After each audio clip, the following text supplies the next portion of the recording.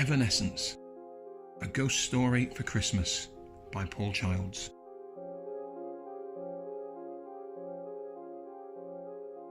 Jake screwed up his eyes as he stepped into the gloomy hallway. When he was satisfied that there was nobody home, he gestured for Rebecca to follow. She carefully closed the door behind her and crept to his side. "The cleaners found the safe behind a painting in the study," said Jake. He thumbed in the direction of an open door to the left. "It's a Chatwood, so shouldn't offer too much of a problem." Rebecca nodded. "Okay. How long?" she asked. 20 minutes, give or take, to crack it.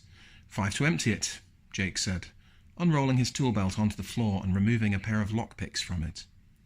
He placed the tools behind each ear before selecting a third from the roll. "You do what you need to," he said, "and make sure you're back here by..." He glanced at his watch. 10:35. Rebecca checked her own watch, and she gave him one last nod before leaving him to his work. At the top of the stairs was a small landing with 3 doors, all closed. She gently opened the one to her right and looked inside. A bathroom. That was no use. The next door immediately ahead of her opened into a large bedroom. Promising, she whispered to herself. She stood in the doorway surveying the room. A double bed filled much of the space. On the far side of the bed was a bay window with a small wooden chair in the alcove. The curtains were drawn. Good. Across from the foot of the bed was a large wardrobe. A selection of board games, some of which she'd never heard of before, were stacked on top of the wardrobe. But it was what sat on top of them that caught Rebecca's eye. A tattered old shoebox, branded with the name of a store which had long since closed down.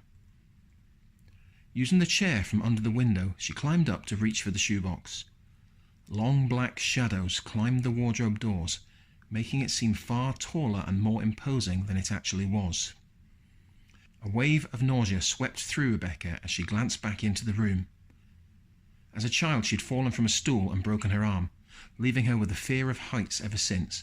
Not great heights. She'd been fine when she went up the Empire State Building. It was drops of only a few feet which unnerved her.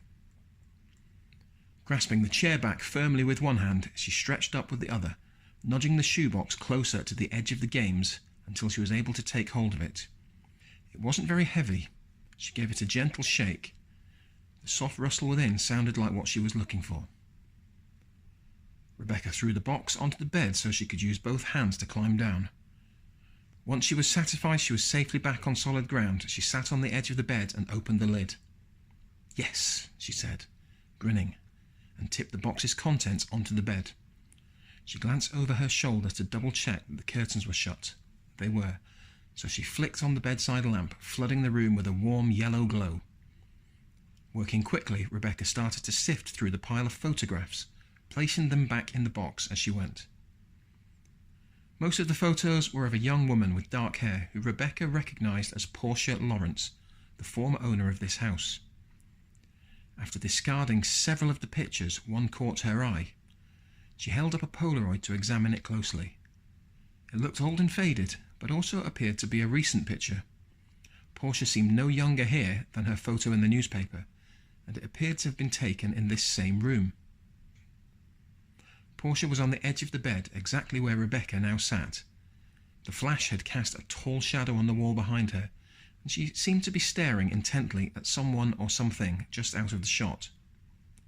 "What happened to you, Portia?" Rebecca whispered. She checked her watch.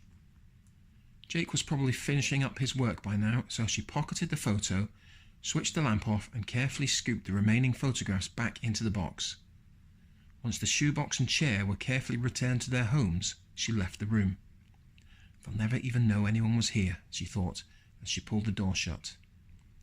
She checked she had closed the bathroom door and turned to the stairs when she noticed that the door to the third room was slightly ajar. From where she stood, the gap revealed nothing but a dark void.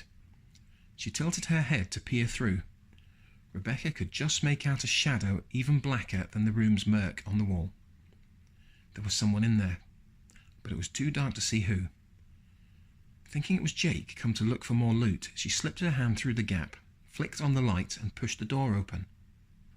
But it was just an empty bedroom, smaller than the first one. After looking around the room, she turned the light back off and pulled the door shut. "Huh, that's weird," she whispered.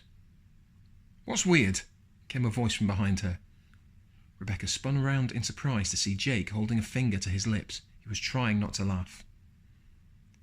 "Jesus, Jake," Rebecca gasped. "You scared the hell out of me." Her heart was pounding and the back of her neck prickled with goosebumps. She thumped him on the arm as he tried to stop giggling. "Ow! Sorry." He rubbed where she'd hit him. "Did you get anything good?" "Money, jewellery, the usual stuff. Safe was pretty straightforward." He slipped his thumbs under his backpack straps. "You?"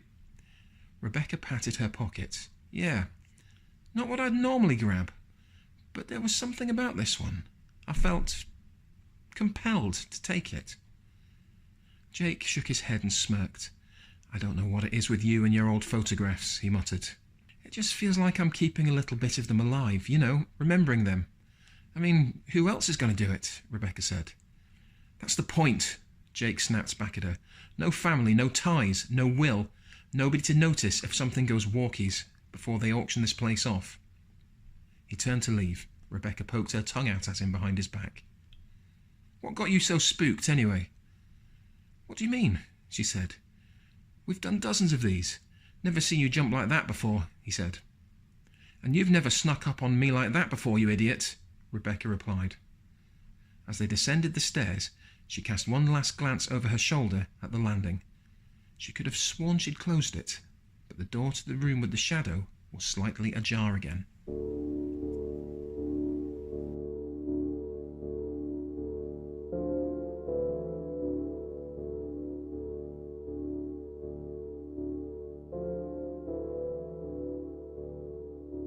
When they got home, Jake threw his backpack down on the table and began emptying its contents out.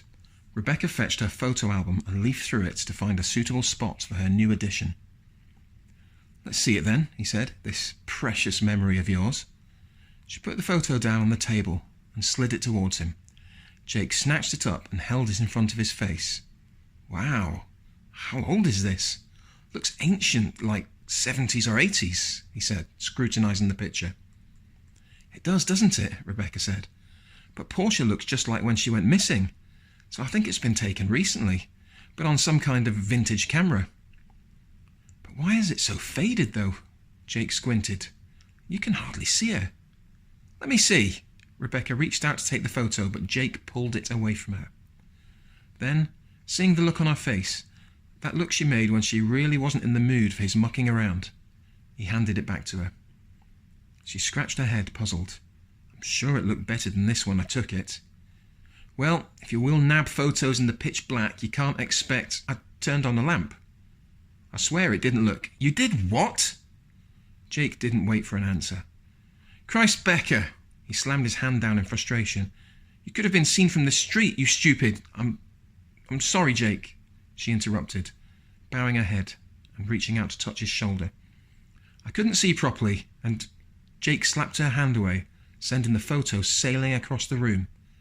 Rebecca snapped her head back up at him, eyes blazing with anger. Jake was instantly ashamed at his reaction. "I didn't mean, just don't, okay?" Rebecca said, rubbing her hand where he had struck it. She picked up her book, collected the photo from the floor, and stormed off into the bedroom, slamming the door behind her. Jake came through an hour later. Rebecca had fallen asleep with the curtains open. Moonlight filled the bedroom. As he drew the curtains, Jake noticed a tall man standing in the middle of the street. Well, that's what he imagined, as the form was too shrouded in darkness to see the face. He didn't appear to be walking, rather just standing there and looking up at Jake. Rebecca moaned, in the clutches of some bad dream. Jake turned to her, and then back to the sliver of blackness between the drapes. The figure was gone. He undressed and climbed into the bed beside Rebecca, mumbling a half-hearted apology to her, but she wasn't listening. Jake kissed her on the shoulder and turned away from her. "Night, Becca," he said, as he turned off the light. She didn't reply.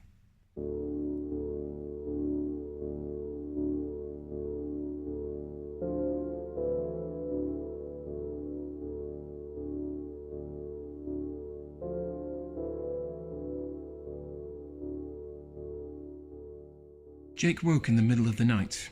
The urge to pee was too great to wait until the morning. He didn't bother putting the light on and did what he needed to in the dark. When he came back into the bedroom, a terrible sight made him freeze where he stood. At the other side of the bed, a long, tall shadow, blacker than the gloom, was cast up on the wall. The silhouette looked just like the man from the street. Jake's eyes darted around the room to find the intruder creating the shadow. He couldn't see anyone apart from his sleeping girlfriend, whom the shadow appeared to be reaching out towards. It may have been a trick of the minimal light, but Rebecca herself looked transparent. Jake thought he could see the pattern of her pillowcase through her head. Thinking his bleary eyes were fooling him, he rubbed the sleepy film from them. The shadow was still there, and Rebecca was still fading to nothing. Like that photograph, Jake thought to himself and shuddered. The thing didn't appear to be cognizant of Jake's presence, but at the same time he could sense that its intentions were not good, and he knew that if he were to approach it, he would be harmed. It reminded him of the time he'd broken into that old substation to get his football back, and even from a few feet away, he could feel the deadly power of the transformers vibrating deep inside his head and chest. Keeping his eyes on the shade, Jake slowly bent down and clicked the bedside lamp switch. When the room lit up, there was no sign of the apparition. Jake's heart was beating so hard he could hear it. He also realized that he'd been holding his breath and let out a deep gush of air from his nostrils.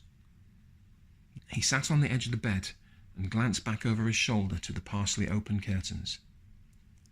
On Rebecca's bedside table sat a large stuffed polar bear toy he had won for her at the fair. Jake suddenly felt very foolish. That must be what had cast the shadow.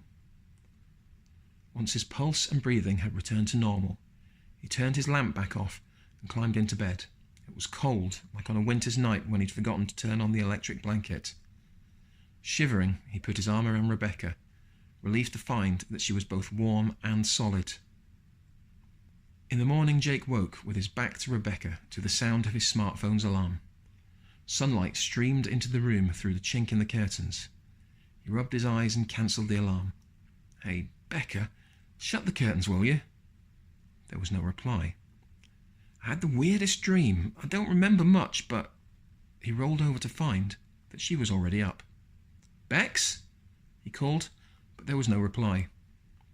He got out of bed, pulled on some boxer shorts and stumbled through into the lounge. It looked exactly as it had when he'd come to bed. There were no dirty breakfast dishes and no Rebecca. Jake winced as he remembered how nasty he'd been to her last night. "I'll give her an hour or so to cool down, and then go look for her." After finishing his coffee, Jake brushed his teeth. When he bent down to spit the minty foam in the sink, he noticed the toilet was still full of urine from last night's visit. Memories of the dream came flooding back. The man in the street, the unwholesome shadow on the wall, the low hum which seemed to invade his very core, and Rebecca's lack of substance. "Maybe I'd better go look for her now," he thought, grabbing his keys.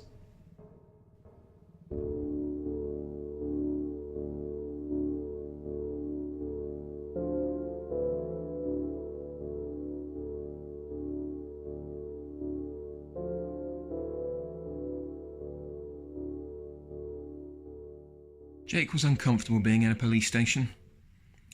He felt like every pair of eyes was on him, and that they knew what he'd done. But Sergeant O'Callaghan had been very kind.